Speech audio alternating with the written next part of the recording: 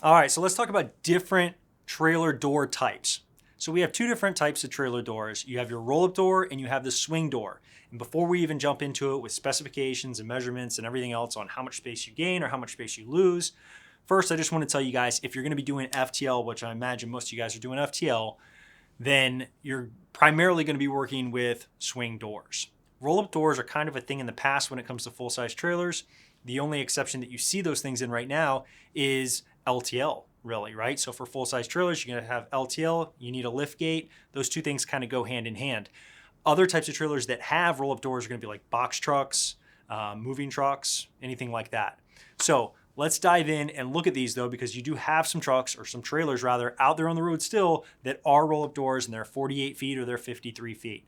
So the first way, there's two main differences. The first one is going to be the height. So when you have a roll-up door, the door rolls up and retracts into the trailer. And since it rolls up to the top of the trailer, you're losing the height that you would normally have, where before you were able to put cargo there. Now you're not going to be able to do that. You're going to have limited space on actually being able to load cargo. Another thing that you should be aware of is sometimes it doesn't even matter the cargo size, even if your cargo isn't too tall. I've actually run into situations where I still can't load a trailer, and actually I run into this a lot with containers because the forklift is actually too big to get into the trailer. That does happen. Some of these forklifts, the equipment used to actually load the trailers can be too big with that difference. And so, like I said, I run into this quite a bit when it comes to 40s. My cargo, I don't need a 40-foot high cube for my cargo, but I have to have it because the shippers' forklifts are too big to get in with a 40-foot standard. Same thing goes with the trailers. So let's take a look at my time over at Utility, getting some measurements and see how much space we actually lose on the height. But how much are we losing up high until we actually clear the door, and how far back do we have to go when it's fully open?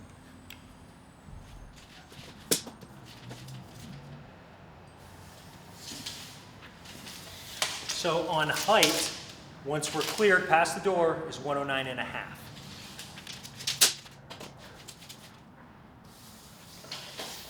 But you're only going to get about 105.25 when you have the door with the little hinges. So it's significantly less. Now, from the actual end of the trailer, not this doorway section, but the actual inside of the trailer after the door closes, while it's open, you have to deal with 101 inches before you can take advantage of the height in there. So how are you going to do that, right? Anything that you put in needs to be able to be under this height. So the height in there is really irrelevant. All right, so now we're going to jump into reason number 2, and that is going to be width. So the width of the inside of the trailer is probably going to be the same as any dry van. But the issue is because of the door, there's actually less width for us to be able to get through. On swing doors, we don't actually lose anything on the sides. When it comes to swing doors, the hinges are actually on the outside.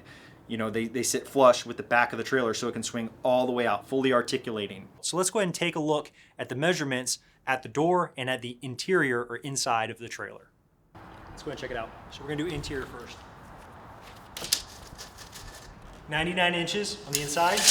That's once you clear the entryway. But when we have to clear the entryway, here, what's the widest pallet that we can get in here? 84 inches or so, almost 85, 84 and a half. So it is substantially less than what you're gonna get on the swing doors. It just takes up a lot of room. All right, so it is a really big deal. I mean, that's a really big loss as far as width goes. But remember, it doesn't really affect you unless it's one big piece. If you have one solid piece that you're trying to get in that's too wide, then it's actually going to be a deal breaker. But if it's just some pallets, as soon as you get in there, you can shift them over to the left or right or whatever pallet position you're going to put them in. So it really only matters for bigger, wider objects that can't be divided.